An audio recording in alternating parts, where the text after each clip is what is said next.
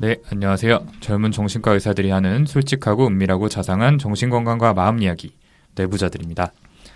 자, 지난 방송 이후로 정말 많은 일들이 있었습니다. 많은 분들께서 저희 방송을 들어주신 덕분에 아이튠즈 팟캐스트에서 아주 잠깐이지만 전체 2위까지도 올라갔는데요. 박수 한번 칠까요? 우와.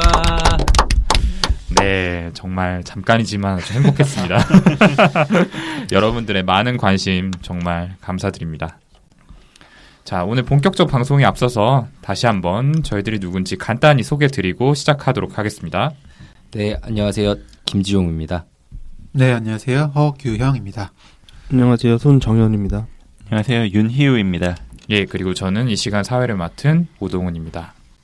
저도 인사드려야 되는데요. 저는 뇌부자들 초반에 등장했다가 사라졌는데 아마 청취자분들께서는 제가 사라진지도 모르실 것 같아요. 안녕하세요. 박천일입니다. 근데 왜 오셨어요? 오늘? 아, 오랜만이고요. 그 뇌부자들 왜 오셨냐고. 청취자 대표분이신가요? 네, 사실 저는 내부자들 내 외부자죠. 외부자의 입장에서 그동안 관찰을 해왔는데 팟캐스트 순위가 끝도 없이 올라가더라고요.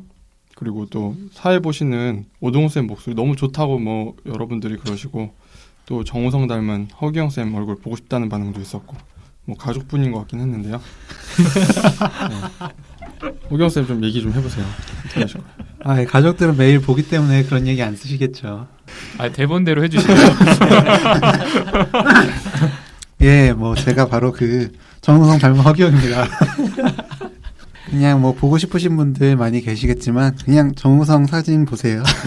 제 얼굴이니까 누가 썼는데 진짜 너무 과하네요. 근데 어쨌든 요즘 방송이 너무 잘 돼서 기분은 좋습니다. 기분이 너무 들떠서 사실 저도 잠 안 자고 방송한다고 여기 계신 다른 멤버분들께서 걱정해 주셨잖아요. 예방적으로 약 좀 먹어야 되는 거 아니냐 이런 말도 하시고. 네, 저도 지하철 타고 가면서 듣고 있는데 괜히 사람들이 알아보는 것 같고 막 그런 생각이 들어서 좀 이상한 경험이 있었어요. 저분은 예전부터 좀 위험했는데. 저도 한 2주 동안 기분도 막 들뜨고 좀 현실 감각이 희미해지는 좀 그런 느낌? 꿈꾸는 것처럼요. 좀 불안하기도 해요. 이게 얼마나 갈지. 그쵸. 불안한 그 마음이 솔직히 더 커요. 뭐 저는 사실 제가 없는 동안 너무 잘 나가시길래 그냥 제가 빠지는 게 낫겠다 싶더라고요. 와이프도 인트로 처음에 들어보더니 제 목소리만 들으면 우울해진다고 저만 빠지면 완벽할 것 같다고 그랬었거든요. 제 와이프도 그랬는데 사실. 근데 뭐 박철현 선생님 결국 오늘 왜 다시 나오신 거죠? 뭐 저희가 듣기로는 처음 해보고 느낌 안 좋아서 이렇게 빠지시려다가 순위 올라가니까 다시 나오신 거라는 이렇게 썰이 돌던데. 간을 보셨구나. 발 빼려다가 좀 해명 좀 해주시죠. 사실 순위 올라가면서 와이프가 갑자기 태도가 변해가지고 녹음하러 안 갔냐고 저희 방송 싫어하셨잖아요, 형수님. 네. 재미없다고 싫어했는데 아무튼 농담이고요. 그 둘째가 나오고 나서 정신이 없었고 이렇게 된 김에 저는 그냥 계속 겉도는 컨셉으로 그냥 있는 듯 없는 듯 가려고요. 그러면 뭐 이 방송에 대한 지분도 있는 듯 없는 듯 뭐 그렇게 알고 있겠습니다. 네. 지분은 욕심 없지만 뭐 이따 다시 얘기하죠. 지금 정확하게 말씀하신 거 아닌가요? 네. 일단은 욕심은 녹음되고 있어요 지금. 네. 하지만 다시 얘기하기로. 네, 저희가 이제 청취자 여러분들께서 보내주신 성원에 취해서 인트로부터 좀 오버를 했는데요. 사실 아직 미흡한 점이 많다는 것을 잘 알고 있습니다. 저희한테 이제 피드백이나 개선점을 말씀해주신 분들도 여럿 계셨는데 특히 한글 대화 교본을 읽는 듯한 어색함이 있다. 이런 얘기를 해주신 분들께서 여러 분 계셨습니다. 저희 다 반성하고 있고요. 이외에 내용이 좀 중복된다 아니면 어떤 내용들은 좀 듣기 불편하다 이런 지적들도 해주셨는데요. 다 이것들도 저희에 대한 애정이라고 생각하고 더 나은 방송을 만들기 위해서 노력하겠습니다. 아무튼 그리고 지난 2주 동안 무엇보다 사연 메일이 정말 많이 왔습니다. 짤막하게 뭐 질문하시는 분들도 있었고 아니면 아주 길게 장문의 글로 고민을 털어놓으시는 분들도 있었는데요. 얼굴도 못 본 저희들한테 본인 속사정까지 다 이야기하시는 게 쉬운 일이 아니었을 텐데 마음 같아서는 정말 다 방송에서 이야기해드리고 싶지만 현실상 그러지 못하는 걸 좀 이해해 주셨으면 좋겠습니다. 그래도 저희 모두가 보내주신 사연 다 읽어보고 고민해서 답장 드리고 있으니까요. 사연 보내주시는 게 저희한테도 큰 힘이 되고 더 더 잘해야 되겠다는 마음도 들게 해주고 있으니까 많이 보내주셨으면 네, 좋겠습니다. 정말 그렇습니다. 그런 뜻에서 우리 메일 요정 다시 한번 부탁드릴게요. 네. 네. 별명이 많아서 헷갈리네요, 저도. 예.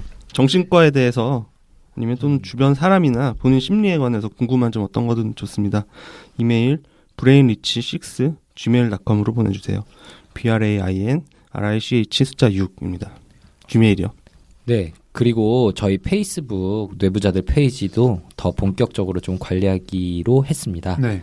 방송에서 미처 다루지 못했던 내용들이나 그리고 저희가 말로 잘 풀어내지 못해서 그냥 듣는 걸로는 이해가 쉽지 않았을 법한 내용들을 글로 정리해서 올릴 테니까 뇌부자들 검색해서 찾아와 주시면 감사하겠습니다. 자, 평소와 다르게 저희가 자기소개로 시작을 해서 좀 헷갈리실 것 같은데요. 이번 시간은 얘 왜 이러는 걸까요? 시간입니다. 언제 어디서나 한 명은 꼭 보지 않나요? 도대체 왜 그런지 이해가 안 되는 사람. 여러분의 사연을 받아 이해가 안 되는 사람의 심리를 저희 정신건강의학과 의사들이 파헤쳐드립니다. 이번 시간의 주인공은 또 어떤 분이실까요? 얘 왜 이러는 걸까요? 시작합니다.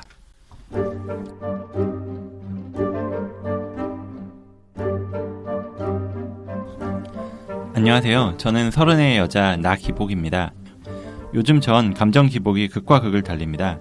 어떤 날은 너무 하이가 돼서 일하면서 신나는 노래 들으면 들썩들썩 리듬 타면서 일을 하기도 하고 실제로 일에 집중도 잘하고 능률도 좋아요. 그런 날은 열심히 사는 제가 너무 사랑스럽고 세상이 아름답게만 보입니다. 근데 또 어떤 날은 공허함, 우울감이 몰려와서 갑자기 울기도 하고 일을 해도 자꾸 실수를 하고 사소한 문제에도 예민해집니다. 아무것도 하기 싫고 자고만 싶고 식욕도 조절이 안 돼서 폭식을 하기 일쑤입니다. 세상에 우울감이 없는 사람은 없겠지만 전 저 나름대로 제가 기분 좋아지는 일들을 하면서 기분 전환도 하곤 했는데 요즘 사람들 만나고 취미생활도 하고 봉사활동, 운동을 해도 잠깐 괜찮아질 뿐 다시 극과 극의 감정 기복을 겪고 있어서 너무 마음이 힘드네요. 봄이 되고 유독 심해져서 친구에게 얘기하니 계절성 우울증 같은 게 있다고 들었어요. 제가 이런 경우가 맞는 건지, 계절이 바뀌면 괜찮을지, 이런 기분에서 벗어날 수 있는 방법이 있을지 궁금해요. 저 왜 이러는 걸까요?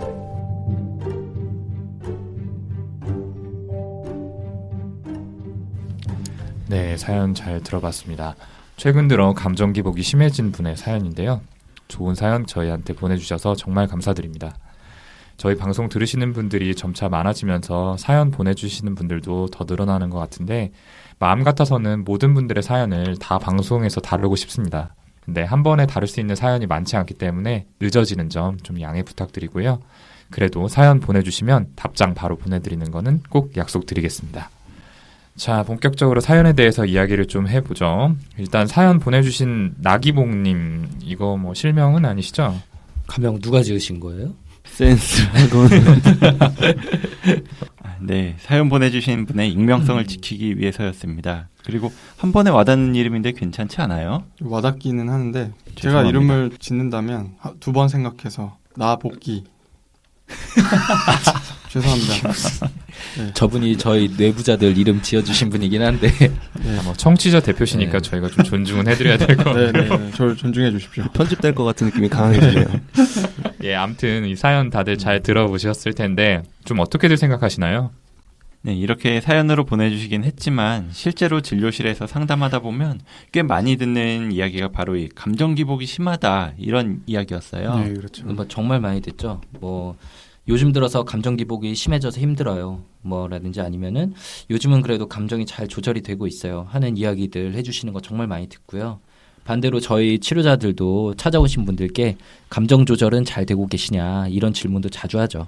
감정 조절이 잘 안 되고 기복이 심한 경우 이렇게 유추할 수 있는 질환들이 몇 가지 있거든요. 자세히 면담해서 그 중에 무엇인가를 찾아 나가게 되고요. 네, 그리고 겪고 계시는 질환이 다르고 이유도 천차만별이지만 그 사연 보내주신 나기봉님처럼 극과 극의 감정을 경험하면서 힘들어하시는 분들이 정말 많습니다. 네, 이런 감정 기복 있으신 분들이 많이들 말씀하시는 게 조울증 아닌가 이렇게 생각하시고 또 주변에서도 혹시 너 조울증 아니냐 이런 이야기를 들으시기도 하거든요. 우리 방송 오프닝 때도 조울 요정 손정현 선생님 이야기 하시잖아요. 다시 한번 좀 들어볼까요? 또 하라고. 그 오프닝 자체 하지 말라는 피드백도 있었잖아요. 저희 지금 또 하라고. 빨리 하세요. 네, 그래도 하세요. 네. 나 평소에 기분이 너무 왔다 갔다 해. 조울증 아닌가? 왜 오랜만에 와가지고 박철 선생님 이런 거 시키고 계시죠? 청취자 대표면 이러셔도 돼요? 네, 좀 감이 떨어진 것 같기도 한데 어쨌건 손준 선생님 덕분에 계속 순위가 올라가는 것 같아서 한번 시켜봤어요. 더 오르겠네요. 근데 사실 되게 흔히들 하시는 말씀이잖아요. 나 조울증 같아. 기분 왜 이렇게 요즘 왔다 갔다 이런 말씀 많이 하시는데 그게 뭐 이런 감정 기복을 느끼면 조울증 진단을 붙일 수 있는 건가 많은 분들이 궁금해하실 것 같아요. 그래서 제가 세브란스 병원 조울증 계보의 적자이자 조울증으로 의학 박사 학위를 취득하기 직전이신 전문가 오동훈 선생님께 한번 여쭤보고 싶습니다. 이거 누가 썼나요? 예, 뭐 교수님께 죄송하다는 말씀 이 자리에 빌어서 드리고요. 아무튼 뭐 그렇지는 않죠. 이제 물론 자신감이 넘치고 기분이 들뜨는 조증 상태에서는 감정 변화가 심해지는 것은 사실입니다. 그래서 크게 웃다가 갑자기 울기도 하고 또 화를 내기도 하고 이렇게 감정의 변화가 심하죠. 하지만 조증으로 진단을 하려면 자신감이 과도하게 넘치고 또 잠을 안 자고 에너지가 넘치고 또 끊임없이 계획을 세우는 이런 증상이 일주일 이상 지속이 돼야 되고요. 이런 것 때문에 입원을 고려할 정도로 행동 문제가 발생을 해야 합니다. 이제 경조증이라고 정도가 약한 증상이 있는데 이건 역시 4일 이상 계속해서 지속이 돼야 된다는 진단 기준이 있습니다. 이 조증 안에서도 단순한 조증이 있고 또 우울증의 양상이 뒤섞인 혼합형 조증이 있을 수도 있고요. 그래서 나기봉님이 조울증이 맞는지는 지금까지의 사연만 봐서는 좀 확실하지가 않네요. 네, 그리고 또 힘든 증상들이 봄이 되면서 특히 심해졌다면서 계절성 우울증은 아닌지 찾아봤다고 그렇게 이야기하셨는데 계절성 우울증에서는 식욕도 늘어나고 뭐 잠도 늘어나고 그런 경우가 많으니까 나기봉님에도 해당할 수 있을 것 같아요. 근데 계절성인 경우에는 주로 가을이나 겨울에 생겨서 봄이나 여름에는 증상이 좋아지는 경우가 많긴 하지만 최근에는 봄, 여름에도 심해지는 계절성 우울증 환자분들도 좀 있었고요.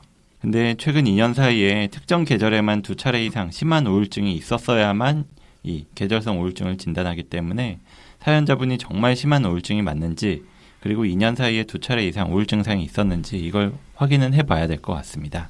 네, 저는 감정 기복하니까 월경전 증후군 떠올랐어요.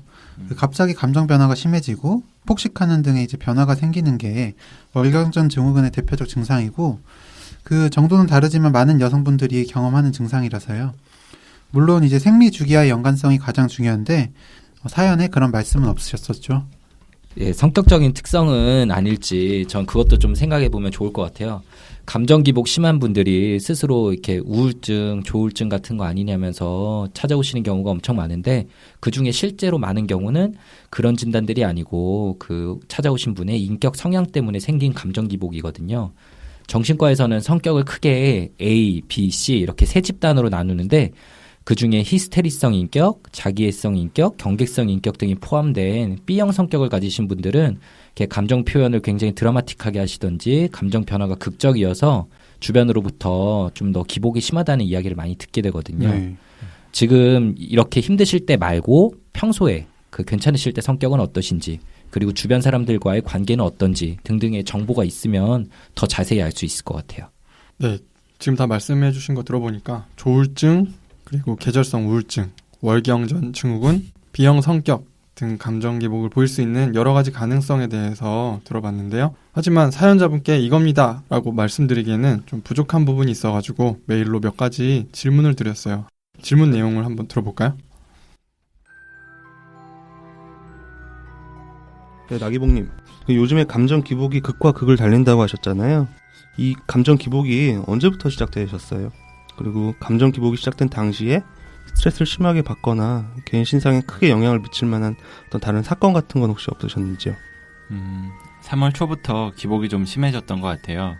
당시 업무 스트레스가 많아서 그런 기분을 해소하려고 뭐 여행 가거나 외출하고 친구들 많이 만났는데 그러고 나면 그 순간은 즐거웠다가도 그 다음엔 우울감, 공허감이 더 커졌던 것 같아요. 그리고 이건 좀 예전 얘기인데 작년부터 개인 사업자로 혼자 일을 하다가 작년 말엔 남자친구랑 헤어졌고요. 이 무렵에 뭔가 이룬 거 없이 30이 된다는 것에 초조한 감정을 크게 느꼈던 것 같아요. 네, 그 계절성이라고 앞서 말씀해 주셨는데 이런 패턴이 언제부터 시작이 된 건가요? 그리고 봄 외에 다른 계절에는 변화가 없는지도 궁금합니다. 네, 20대 후반 들어서면서부터 그랬었던 것 같아요. 봄이나 가을에 계절이 바뀌는 거를 몸이나 아니면 기분으로 알 정도로 이유 없이 우울감이 크게 오면 환절기구나 싶었어요. 여름이나 겨울은 괜찮았고요. 근데 다른 때는 지금과 다르게 감정 기복이 반복되는 것보단 우울하기만 했었는데 보통 한 1, 2주 정도 지나면 괜찮았었는데 이번에는 한 달 정도 지났는데도 계속 되는 것 같아요. 네, 제가 질문드리고 싶은 건 이렇게 한번 기분이 들뜰 때나 혹은 우울해질 때 그 기간이 대강 어느 정도 유지가 되죠? 정말 다양한 케이스들이 있는데 그 나기봉님 본인의 감정은 어떤 형태로 기복이 있었는지 자세히 알려주시면 좋을 것 같아요. 거의 한 하루나 이틀 정도 간격으로 번갈아 가면서 나타났던 것 같아요. 기분이 왔다 갔다 하는 게 한 달 정도 지속이 되니까 더 크게 힘들게 느껴지고 있고요. 하루는 내가 하고 싶은 거 하면서 막 좋아하는 거 할 수 있어서 감사하다 뭐 이런 생각이 들다가도 또 하루는 큰 이유 없이 기분이 가라앉아서 부정적인 생각이 막 몰려오고 아무것도 하고 싶지 않아요. 그래서 갑자기 막 울기도 하고 내 마음 표현할 곳이 없다는 생각, 공허함, 뭐 먹는 거로 해소하려는 모습 뭐 이런 걸 보면서 또 난 왜 이거밖에 안 될까 하면서 우울해지기도 하고요. 보통 아침에 느끼는 감정이 하루 종일 이어졌던 것 같아요. 그리고 최근 한 달은 아무리 피곤해도 자다가 새벽에 한 2번씩은 깨는 것 같았어요. 이것도 연관이 있을까요? 네. 그 혹시 이런 감정 기복이 생리주기와 관련성이 있어 보이지는 않으신가요? 생각해보면 별일 아닌 거에 예민해져서 그럴 때 기억해보면 생리 전이거나 아니면 배란일쯤이긴 하긴 했었는데 막 기분이 들뜨는 건 느껴본 적 없었던 것 같아요. 네, 그러면 지금까지 살면서 심하게 2주 이상 오랫동안 연속적으로 매일 심하게 우울하고 에너지 없이 축 처져만 있고 또 부정적인 생각만 들던 그런 기간이 혹시 한 번이라도 있으셨는지요? 제가 초등학교 때 부모님이 이혼을 하시고 전학을 가서 왕따 같은 걸 좀 당했었고 새엄마하고 할머니하고 사이가 안 좋아서 죽고 싶다는 생각을 한 적은 있었어요. 근데 이 다음에 엄마랑 살면서 좀 나아졌고요. 그리고 한 20대 때 취업 준비하면서 주변 친구들은 쉽게 좋은 직장 가는데 나는 왜 남들만큼 노력하고 살았는데도 이거밖에 안 될까, 이렇게 안 풀릴까 이런 생각하면서 우울했던 적이 있었어요. 그래서 당시에 엄마나 남자친구한테 마음이 너무 괴롭다, 죽고 싶다 이런 이야기를 했었던 적도 있었고요. 네, 기분이 많이 들뜰 땐 혹시 주변 사람들도 그런 차이를 좀 느끼나요? 아니면 기분이 너무 들뜨다 보니까 스스로 나중에 돌이켜볼 때 후회가 될 만한 행동을 하거나 했던 건 없나요? 네, 기분이 좋을 땐 목소리 톤도 올라가고 행동도 커지고 뭐 이래서 오늘 왜 이렇게 신났어? 이런 얘기를 들어본 적은 있었어요. 푼수 같다고 생각해서 부끄럽긴 했는데 크게 후회할 만한 일은 한 적은 없었던 것 같아요. 네, 저는 또 성격에 대한 질문을 하나 더 드리고 싶은데요. 나기봉님을 길게 알고 지내온 분들은 그 나기봉님의 성격에 대해서 어떻게 평가를 하나요? 그리고 또 스스로 생각하실 땐 성격이 어떤 편이신가요? 일단 오래 알고 지낸 사람들은 성실하다, 책임감 강하다, 바르다, 아니면 예민하고 까탈스럽다 이런 얘기를 해요. 모난 부분도 있고 고집도 있고 좋게 말하면 현실적이고 나쁘게 말하면 좀 부정적이란 얘기도 하고요. 실제 성격도 좀 그런 것 같아요. 친한 사람들도 잘 모르는 부분이 있긴 한데 생각보다 주변 시선에 많이 신경을 쓰고 또 걱정이 많은 성격이긴 하고요. 그리고 이건 도움이 될지 모르겠는데 사회생활하면서 만난 사람들은 완전히 반대로 알아요. 보이는 모습이 열심히 하고 분위기 잘 맞추고 모두하고 두루두루 잘 지내고 혼자서도 이것저것 잘하고 활동적이고 많이 하다 보니까 독립적이고 외향적이다, 사교성 좋아 보인다, 성격 좋다 이런 얘기를 하기도 하고요. 네, 나기봉님이 자세히 이야기를 해주신 덕분에 그 상태에 대해서 더 잘 알 수 있게 됐습니다. B형 성격이나 월경전 증후군의 가능성은 좀 낮아 보이는데요. 다들 좀 그렇게 생각하시지 않나요? 네, 그렇죠. 네, 그런 것 같아요. 이제 기분이 좋으실 때 목소리가 커지고 행동이 커지기는 하지만 사실 이거를 조증 수준이다 이렇게 보기는 좀 무리가 있을 것 같고요. 아마 직접 면담을 한 게 아니라서 부족하지만 경조증 수준은 어쩌면 가능하지도 않을까 이런 생각이 들어서 제2형 양극성 장애에 대해서 좀 고려해 볼 수 있겠다라는 생각이 듭니다. 그 중에서도 경조증이랑 우울증 증상이 뒤섞여 있는 혼합형이 아닐까 하는 생각이 드네요. 네, 박사님이 말씀하셨으니까 그렇게 돼야 될 것 같긴 한데요. 네, 다시 한번 죄송하다는 말씀드리고요. 저도 뭐 경조증 가능성이 제일 높다고 생각은 하는데 이 기분이 좋다고 하는 수준이 병적이라고 보기는 좀 어려울 것 같아요. 뭐 가족이나 가까운 분들 이야기를 좀 들어봐서 문제가 있었나 이런 걸 좀 알아보는 게 필요할 것 같아요. 예, 저도 이제 경조증이 아니라 그냥 우울증이신 것 같아요. 감정 기복이 있고 이제 과수면, 이제 폭식 등을 보이는 비정형 우울증이신 것 같습니다. 주변에 신경을 많이 쓰는 예민한 성격이라는 것도 비정형 우울증 진단을 더 생각하게 하는 부분인 것 같습니다. 네, 저도 오 박사님 의견에 좀 반개를 들고 허규영 선생님 의견에 한 표를 들고 싶은데요. 저도 경조증보다는 우울증이라고 생각을 해요. 사실 이런 경우들이 꽤 있어요. 장기간 기분이 계속 처져 있다 보면은 원래 이전에 건강할 때 평상시 정도로만 기분이 올라가도 왜 이렇게 기분이 들뜬 거지? 라고 본인이나 주변 사람들도 착각할 수가 있거든요. 그게 원래 본인의 모습인데. 그래서 우울증의 대표적인 모습들인 뭐 하루 종일 우울하고 못 자고 못 먹는 그런 형태뿐만 아니라 감정 조절이 어렵고 과도하게 자고 싶고 폭식 등의 증상을 보이는 그런 비정형 우울증도 있어요. 지금 허규영 선생님 말한 것처럼 저도 그쪽이 아닐까 싶기도 하고요. 그런 경우에는 이제 팔다리가 좀 무겁고 온몸이 막 굳어서 움직이기 힘든 그런 축 처지는 느낌도 특징 중에 하나인데 사연자분께 혹시 그런 느낌은 없는지 또 여쭤보고 싶기도 하네요. 결국 두 가지로 좀 의견이 갈리네요. 나기복 씨의 어떤 상태를 지금 이형 양극성 장애 또는 비정형 우울증 아니냐 이런 얘기를 해주셨는데 사실 뭐 진단을 여기서 명확하게 내린다는 건 어려운 일이고요. 왜 이렇게 그러면 힘들어지셨을까? 그리고 앞으로 어떻게 도움을 드릴 수 있을까? 이거를 좀 중요하니까 생각을 해봐야겠죠. 저는 증상이 계절성이고 비정형적이라는 점에서 보면은 분명히 생물학적인 요인이 있을 것 같아요. 노르에피네프린이라든지 세로토닌, 도파민 같은 신경 전달 물질이 부족하거나 불균형을 일으켜서 증상을 만들어내는 거죠. 그런 생각을 해봤는데 심리 분석적으로는 어떻게 생각해 볼 수 있을지 분석 전문가이자 분석 바보 이니우 선생님 한번 얘기해 주시죠. 네. 잘 한다는 건가요? 못 한다는 건가요? 네. 아무튼 이 정신분석학적으로 우울증을 설명하는 여러 가지 이론이 있는데요. 뭐 그 중에서도 이 사연자분하고 적용할 볼 만한 게 우울이 상실에 대한 반응에서 일어난다는 이야기가 있습니다. 특히 뭐 프로이트는 소화기의 상실이나 뭐 학대, 방임 같은 사건들이 우울증의 위험 요인이 될 수 있다고 하는데 이 나기복님도 부모님이 이혼하시면서 어머니를 잃는 경험을 했었고 또 왕따를 당하면서 트라우마를 좀 겪으셨었을 것 같습니다. 그래서 이런 성장 과정에서 다른 사람들보다도 상실에 대한 민감성이 높아진다고 이야기를 하고요. 그리고 이런 상실은 가까운 사람이 누가 죽는다든지 아니면은 이별을 한다든지 같은 실제 상실 말고도 본인의 자존감의 손상이 일어나면서도 우울증이 발생할 수 있다고 이야기를 합니다. 그래서 이분도 20대 때 주변 친구들은 쉽게 좋은 직장 갔는데 난 왜 이거밖에 안 될까? 라는 생각이 들면서 자존감에 상처를 입고 그 이후에 우울해지고 부정적이 되고 죽고 싶은 이야기를 할 정도로 많이 고통을 받으신 게 아닌가 싶습니다. 예, 그 자존감 손상에 대해서 말씀하셨는데 조금 자세히 말씀드리면 어렸을 때 부모님들의 이혼을 겪는 아이들이 흔하게 내가 잘못을 해서 부모님들이 이혼을 했다라고 받아들이는 경우가 많은데요.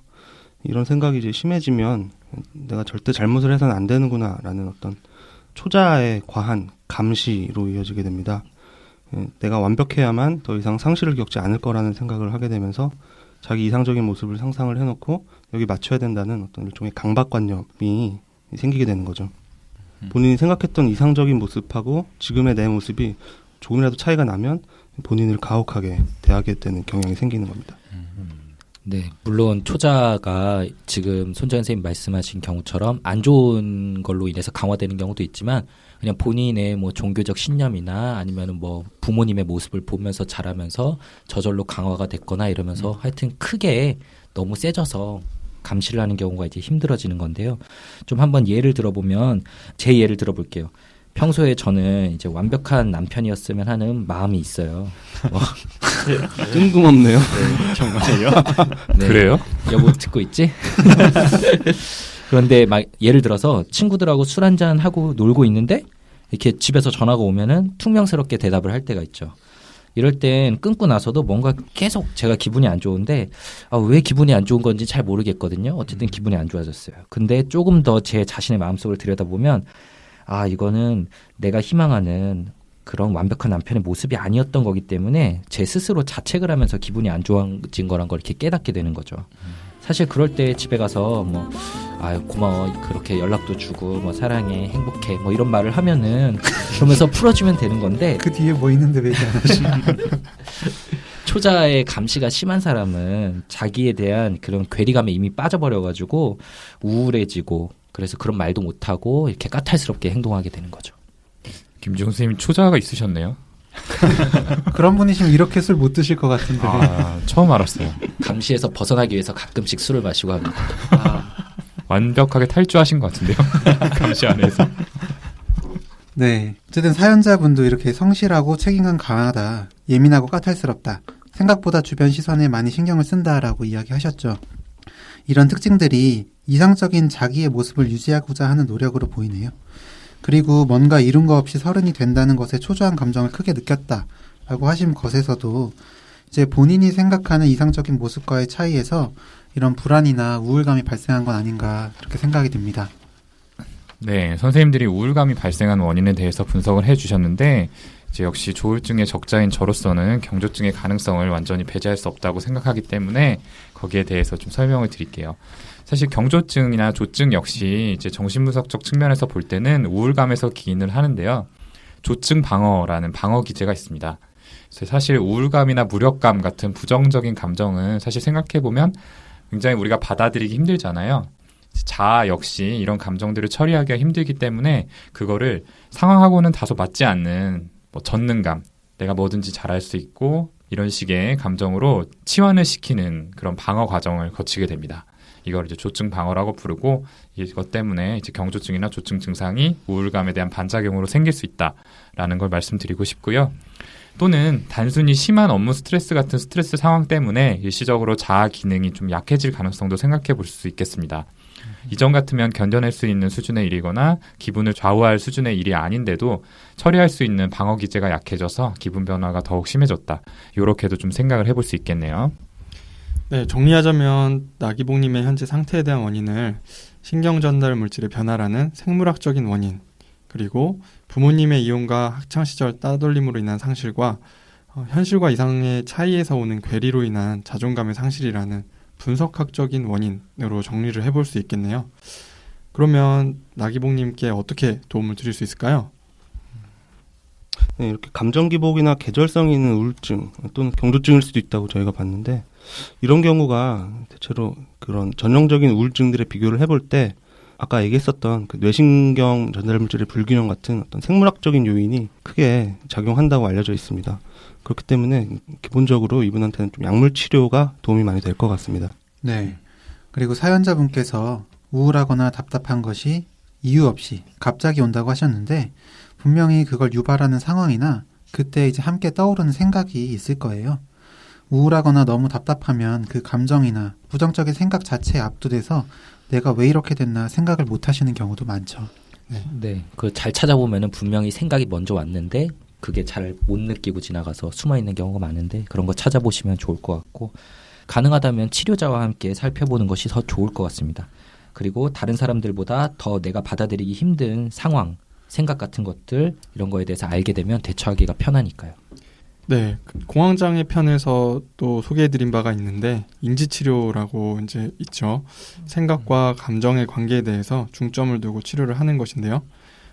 예를 들면 똑같은 상황이라도 받아들이는 것이 다르잖아요. 시험을 망쳤을 때 어떤 사람은 나중에 잘 보면 되지 라는 사람이 있고 인생 망쳤다. 난 쓰레기야 라면서 힘들어하는 사람도 있어요.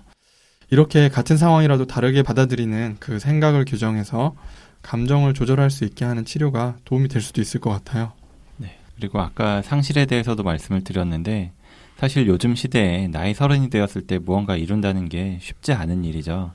물론 그 나이 때 취업을 하고 일을 한다든지 아니면 결혼을 했거나 아니면 또는 결혼을 생각하고 누군가를 만나거나 이럴 수는 있지만 대부분의 그 나이 때 많은 친구들 중에서는 나기봉님처럼 아직 별로 이룬 게 없다라고 느끼는 분들이 많을 것 같아요. 꼭 다른 사람과 비교하거나 아니면은 본인의 이상화된 자기 모습과 비교하면서 힘들어하지 않았으면 좋겠다는 말씀을 꼭 드리고 싶어요. 그 남과 비교하지 않는다는 게 워낙에 참 쉽지가 않잖아요. 근데 저번에 SNS 어세남 얘기 때도 나온 것처럼 요즘에는 그 페북이나 인스타그램 이런 SNS들 통해서 다들 뭐 즐겁고 행복하고 그런 잘난 모습들만 보게 되니까 그 내 모습에 비교하면서 그 낮은 자존감이 자꾸 자극받고 그래서 더 위축되고 그러기가 참 쉬운 시대가 돼버린 것 같습니다. 저희들 외래에도 그 오늘 사연자님 비슷하게 나만 뒤처진다는 생각 그리고 그런 감정들 때문에 힘들어하신 분들이 점점 많이 온다고 느껴지고 있고요. 네, 그리고 꼭 드리고 싶은 말씀이 그 사연자분이 본인 기분 좋아지기 위한 노력을 지금 굉장히 많이 하고 계시잖아요. 사람을 만난다거나 취미생활하고 뭐 또 운동을 하신다든지 그런 노력을 하고 계시는데 사실 지금처럼 힘드신 상태에서는 그렇게 노력하시는 게 좀 잘 안 되실 수가 있어요. 그리고 좀 잘 안 되는 거 가지고 이제 난 왜 안 되지 하고 자책을 하실 수도 있고요. 악순환이죠. 예. 근데 지금처럼 힘드신 상태에서는 안 되는 게 좀 당연하다는 걸 좀 아시고 좀 편하게 지내시는 것도 방법일 것 같습니다. 네, 좋습니다. 이렇게 저희들이 생각하는 해결 방안까지 얘기를 해봤습니다.